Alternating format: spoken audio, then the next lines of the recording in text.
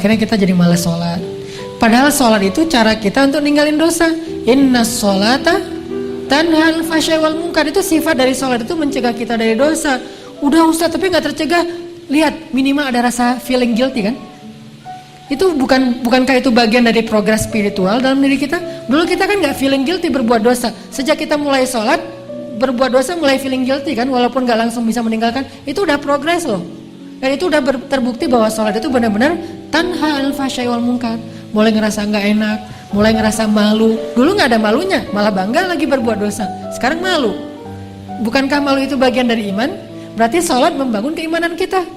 Merasa gak enak sama Allah. Bukankah muraqabah itu bagian dari iman? Merasa dipantau oleh Allah. Mulai merasa setelah itu nyesal. Dulu gak ada nyesalnya habis buat dosa. Biasa aja, malah bangga, malah cerita-cerita. Sekarang malah nyesal. Masih buat dosa sih, tapi setidaknya udah nyesal. Maka terusin sholatnya, perbaiki sholatnya, Allah akan perbaiki diri kita dari dosa. Jadi fokus kita, perbaiki sholatnya. Oh mungkin sholat kita masih kurang tepat waktu. Oh mungkin sholat kita masih belum di masjid. Oh mungkin sholat kita belum di shaf pertama. Oh mungkin sholat kita belum banyak tambahin dengan gimmick sunnah-sunnahnya. Oh mungkin sholat kita belum banyak ditutup dengan istighfar setelah sholatnya, doa dan seterusnya.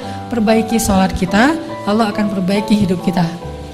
Jadi jangan sampai kita terjebak sama setan mengatakan, rugi aja kamu sholat banyak dosa. Enggak, itu mah kerjaan setan yang bikin kita jadi merasa sholatnya jadi sia-sia. Enggak ada kebaikan yang sia-sia. Sholat itu kan kebaikan, enggak mungkin sia-sia. Tapi masih korupsi Ustadz, masih bohong, masih curang, masih apa.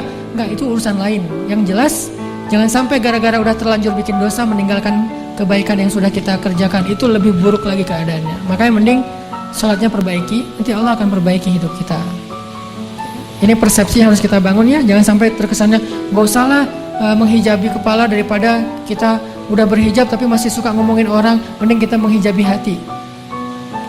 Gak ada menghijabi hati. Karena menghijabi hati itu sesuatu yang buruk. Khatamallahu ala qulubihim. Allah menutup hati mereka kan. Hati itu jangan ditutup. Hati itu dilapangkan, dibuka. Alam nashrah laka sadrak. Jadi yang benar menutup kepala, membuka hati. Bukan menutup hati, membuka kepala, kebalik. Menutup hati, membuka kepala. Summum bukmun umyun. Bahaya tuh. Khatamallahu ala qulubihim. Bahaya tuh kalau menutup hati.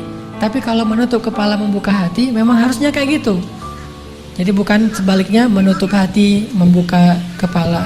Ini persepsi umum yang disebut dengan syubhat. Pemahaman-pemahaman yang keliru di antara umat Islam yang mudah-mudahan bertahap kita perbaiki. Termasuk tadi, sia-sia sholatnya masih bikin dosa. Enggak, justru dengan sholat dia bikin dosanya udah mulai merasa bersalah, udah mulai merasa malu, udah mulai merasa menyesal setelahnya, udah mulai mengurangi sedikit-sedikit walaupun belum bisa maksimal. Setidaknya seperti itu.